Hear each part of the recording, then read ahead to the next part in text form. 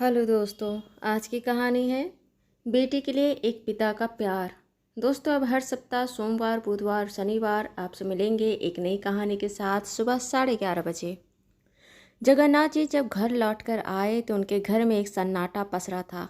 उनके घर पहुंचने से पहले यह खबर उनके घर पहुंच गई थी। जगन्नाथ जी घर जाकर बाथरूम में जाकर हाथ पैर धोकर हॉल में आकर सोफे पर बैठे। उनकी पत्नी भूमिका जी ट्रे में एक कप चाय और एक गिलास पानी लाकर दी।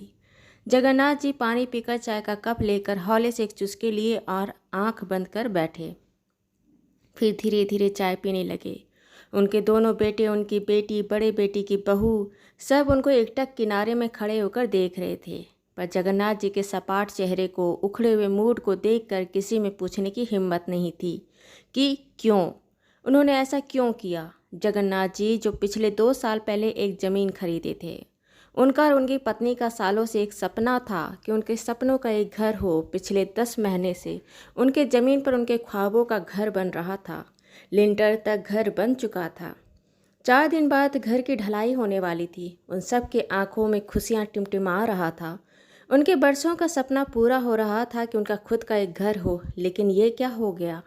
उन्होंने खुद अपने हाथों से अपना घर तोड़ दिया। पर क्यों? घर का कोई भी सदस्य उनके इस फैसले को समझ नहीं पा रहा था।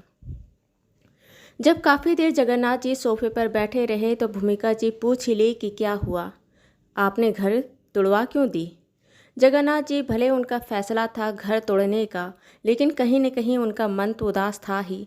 आखिर पाए पाए जोड़े गए पैसों से वह घर बनवा रहे थे।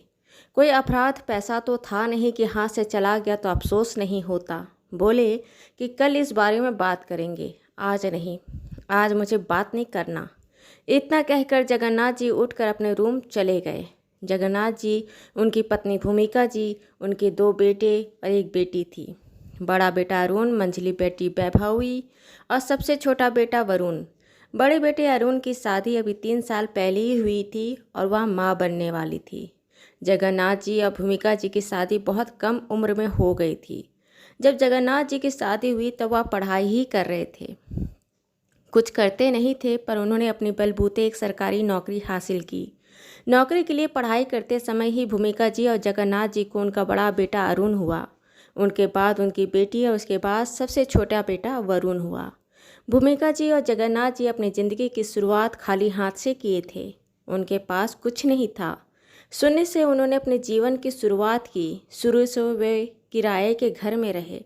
अपने बाल बच्चों का पालन पोषण, अपनी माँ पिता की जिम्मेदारी और अपने सामने ही अपनी बहनों की शादी की। लिहाजा उनके पास इतना पैसा नहीं था जो अपने सपनों के घर बनाए या फिर खुद अपने सपनों को पूरा कर सके। लेकिन वह जानते थे कि अगर एक बार समय निकल गया तो ये समय वापस नहीं आएगा। इसलिए वह अपने बच्चों के बचपन को भी जिए, अपने पति पत्नी के थोड़े बहुत छोटे छोटे शौक भी पूरे किए। लिहाजा जैसे 2-3 साल में एक बार आसपास के ही किसी जगह पर घूमने चले जाना। तीनों बच्चे की पढ़ाई में भी कोई कसर नहीं आने दिए। बड़ा बेटा बिजनेस कर रहा था, सबसे छोटा बेटा पढ़ाई कर रहा था और बेटी डॉक्टर के एंट्रेंस की तैयारी कर रही थी। दूसरे दिन सुबह जगन्नाथ जी और घर के बाकी सदस्य हॉल में आए। सुबह के 8 बज रहे थे। नाश्ते के समय पर टेबल पर सब लोग जमा हुए। सब लोग खाना खाने बैठे, पर किसी ने भी जगन्नाथ जी से कोई सवाल नहीं पूछा। जगन्नाथ जी बोले कि सब लोगों के मन में एक सवाल है कि जब घर बन गया था, उसकी ढलाई होने वाली थी, तो फिर मैंने इतने बड़े घर को क्यों तोड़ दिया? डॉक्टर की एंट्रेंस की तैयारी करते समय पहले साल मेरी बेटी वैदेही ने बहुत मेहनत की, लेकिन उसका डॉक्टर का एंट्रेंस नहीं निकल पाया। दूसरे साल भी वैदेही बहुत मेहनत की, लेकिन इस बार भी वह अपने डॉक्टर के एंट्रेंस की परीक्षा पास नहीं कर सकी। मैं वैदेही की मेहनत को देख सकता था। तुम सबके मन में भी उसके लिए किए गए मेहनत पर कोई सवाल नहीं होगा। बेटी का सपना पिता का भी सपना था। मैंने ऐसे ही एक ज्योतिषी को दिखाई कि आखिर ऐसी क्या बात है जो मेरी बेटी इतनी मेहनत करने के बाद भी सफल नहीं हो पा रही है। आखिर क्या कारण है? ज्योतिषी ने कहा कि आपका जो गया नया घर बनने वाला है, उसका वास्तु सही नहीं होने के कारण ही आपकी बेटी की सफलता नहीं मिल रही है। 4 दिन हो गए थे, मेरे मन में बस यही बात घूमे जा रहा था कि जब मेरी बेटी की मेहनत में कोई कमी नहीं रह गई तो मेरी तरफ में क्यों कमी रहने दूँ। लिहाजा मैंने घर तोड़ दिया। बड़ा बेटा जो कारोबार में था उसने अपना सर पकड़ते हुए कहा, पापा यह आपने क्या किया? आप एक ज्योतिषी की बात सुनकर आपने पूरा घर तोड़ दिया। आपको पता है ना उस घर के बनने के लिए हम कितना इंतज़ार कर रहे हैं। हम चाहते हैं कि कितना जल्दी से जल्दी उस घर में शिफ्ट हों। आखिर वह हमारा अपना घर होगा।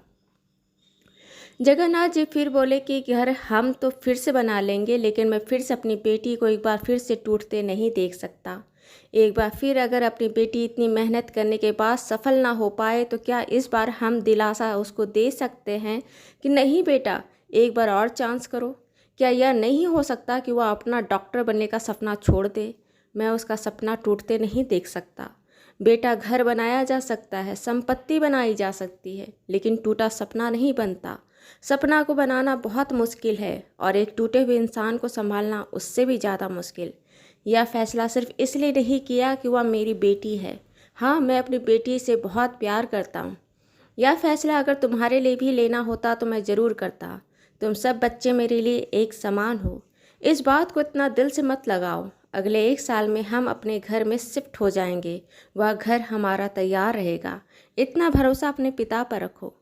दोनों बेटे और पत्नी अपने पिता और पति से कुछ कहे नहीं, लेकिन उनकी बेटी वैदेही अपने पिता के गले लगकर खूब रोई। यह जो बिना बोले एक पिता और बेटी के बीच में बातें थी वह शायद कोई और समझ नहीं सकता था, लेकिन दोनों पिता बेटी बखूबी समझ रहे थे कि उनके मन ही मन में एक दूसरे के लिए क्या चल रहा है। वैदेही इस बार और जी जान से जी तोड़ मेहनत की। खुद को समझी कि वह कहाँ गलती कर रही है, कहाँ चूक रही है। जगन्नाथ जी फिर से अपने घर को एक नई वास्तु, एक नई डिजाइन के साथ बनाना शुरू किए। अगली बार जब डॉक्टर की पढ़ाई का इंटरेस्ट हुआ तो वैदेही उसमें सफल हुई और दूसरी तरफ जगन्नाथ जी अपने घर को फिर से खड़ा कर लिए थे। गिराए गए घर का वास्तु दोष कितना सही था, कितना गलत था, वह वैदेही के सफलता में रोड़ा था कि नहीं था, यह कहना मुश्किल है। लेकिन इस बार की परीक्षा में 2 विद्यार्थी शामिल हो रहे थे। एक विद्यार्थी थी वैदेही जो अपने पिता के सपनों को पूरा करना चाहती थी, अपने सपनों को पूरा करना चाहती थी और अपने पिता के लिए गए फैसले को सही साबित करना चाह रही थी। उनका उम्मीद को बनाए रखना चाहती थी। और एक विद्यार्थी थे खुद जगन्नाथ जी जो अपने बाकी बच्चों के लिए फिर से घर खड़ा कर रहे थे। उनके मन में आई थोड़ी सी खटक को भी दूर करना चाहते थे कि वह यह ना कह दे कि अपनी बेटी के लिए अपने बेटों का घर तोड़ दिया। यह रिश्ता था एक पिता और बेटी के प्रेम का।